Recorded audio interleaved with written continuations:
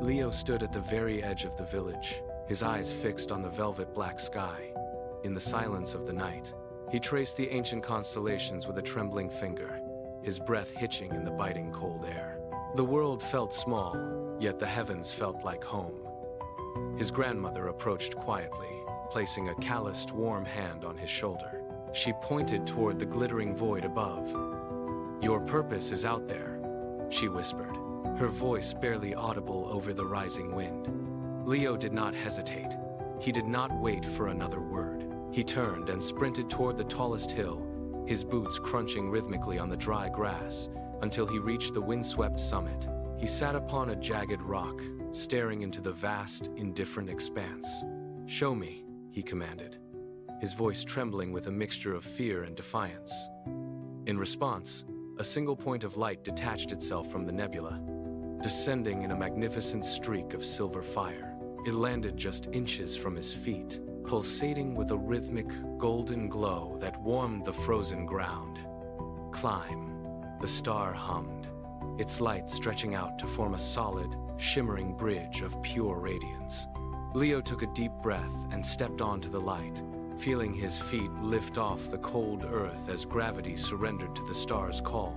They surged upward with impossible speed, piercing the thick cloud layer in a sudden rush of freezing mist.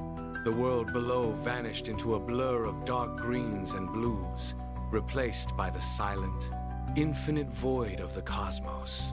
They glided past the moon, its cratered surface rushing by like a vast, gray desert under the sun's harsh glare. Finally, the star deposited Leo in a field of floating, luminescent flora that defied every law of nature. He reached out, his fingers brushing a flower shaped like a polished brass telescope. At that touch, a sudden, powerful vision flooded his mind. He saw a man he recognized as himself, standing in a high observatory, adjusting a massive lens. In the vision, his older voice explained the complex beauty of orbital mechanics to a circle of wide-eyed children. He pulled his hand back, gasping as the vision faded. The star hovered before him, its light steady and wise. "The seed is planted," it signaled through the silence. Leo gripped the edge of his jacket, his knuckles white with resolve. "How do I reach it?"